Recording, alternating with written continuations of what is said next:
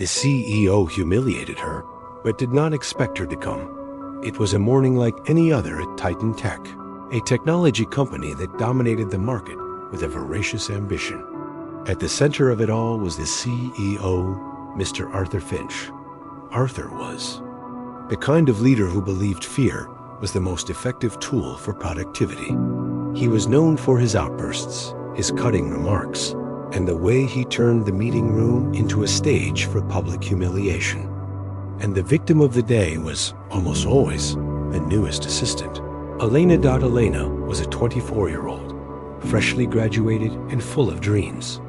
She was Arthur's personal assistant, and her job was to manage his chaotic schedule, organize his trips, and most importantly, endure his explosions. On one fateful afternoon, during a crucial meeting with investors, Arthur asked Elena to project a chart. The presentation was almost perfect, but a small typo on one of the slides, a semicolon instead of a colon, was enough to ignite Arthur's fury.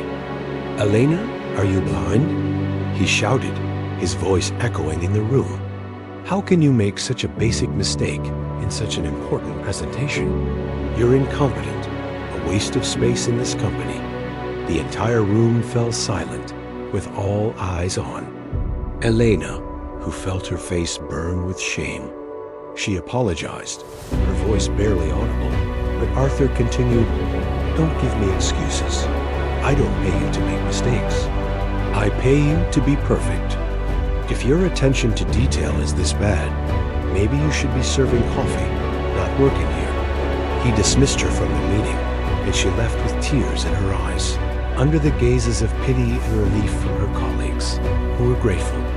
They weren't the target that day that the incident spread throughout the company. Gossip ran through the corridors, and Elena became a symbol of Arthur's cruelty. Days turned into weeks, and each day brought a new humiliation, a new sarcastic comment, a new way to undermine her self-confidence. She thought about giving up, about leaving everything behind, but something held her back. A mix of pride and the need to prove to herself that she was stronger than Arthur's words. Titan Tech was in a crisis. A series of confidential information. Leaks was hurting the business, and Arthur, desperate, tried every approach, without success.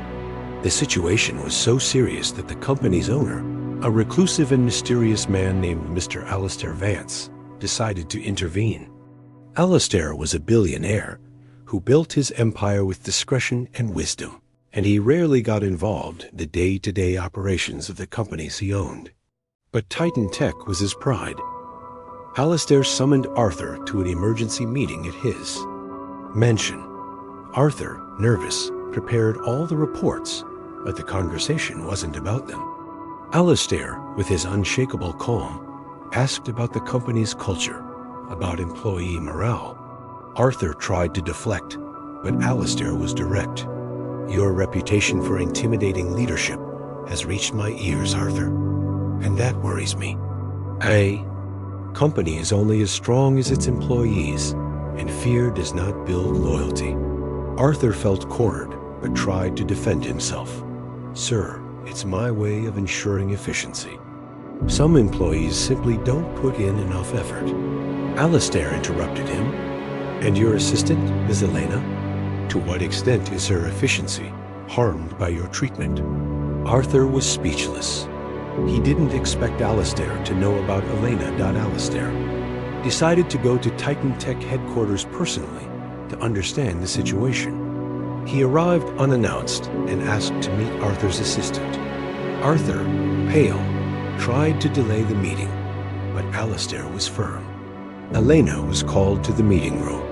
She entered, nervous, expecting another reprimand, but found herself facing a man with kind eyes and a warm smile. Alistair asked about her work, her routine, and Elena, not knowing who he was, spoke frankly. She mentioned the stress, the pressure, and, with a choked voice, the public humiliations. She didn't know she was talking to the supreme boss, and she just vented. Alistair, impressed by her honesty and resilience, made a proposal to her. would you be willing to help me organize some of my personal files? It's confidential work, and I'll pay well for your discretion." Elena, with nothing to lose, accepted. What started as a professional relationship turned into something more. They met at Alistair's mansion, where, among old documents and notes, they talked about life, dreams, and the future. Alistair discovered the intelligence, passion, and kindness that hid beneath the facade of a humiliated assistant. He fell in love with her strength, her unwavering dignity. The relationship blossomed away from the prying eyes of the corporate world. They became inseparable, and the news that Alistair, the reclusive billionaire, was in a serious relationship began to circulate in the gossip columns. But no one knew the woman's identity. Until, at a charity gala, Alistair made the announcement that shocked everyone. He was engaged to Elena, his partner in business and in life. The news hit Titan Tech like a bomb. The gossip exploded, and Arthur, stunned, saw the image of the assistant he had humiliated in every newspaper, next to his boss. He felt as if the ground had been pulled out from under his feet. The next day, Alistair called a general meeting at Titan Tech. He arrived by Elena's side. Now Mrs. Elena Vance, elegant and confident. She was no longer the shy and insecure assistant. She stood next to the most powerful man in the room. Alistair, in a calm voice, announced his decision. "Arthur, your management has been disappointing. Your leadership style has not only hurt employee morale, but was also a factor in the recent problems we've faced. As a result, you are dismissed from your position as CEO, effective immediately." Arthur, shocked, tried to protest. "Sir, but double quotes." Alistair raised his hand, silencing him. "There are no buts, Arthur. Titan Tech is a family company, and my family includes my wife, Elena." He looked at her, and Elena, with a gleam in her eyes, stepped forward. "And now, as the new chairman of the board of directors of Titan Tech, I will make it my business to rebuild this company on the pillars of dignity and respect, values that, unfortunately, you failed to honor." Arthur's face turned pale. He looked at Elena, the assistant he had humiliated, the same one he had scoffed at for making a typo. Now she was his boss, and she had just fired him. He had nothing to say, nothing to do. The entire room, which was once the stage for his humiliations, witnessed his downfall. Justice for Elena was not revenge. It was a life lesson. She became the leader Arthur never could be.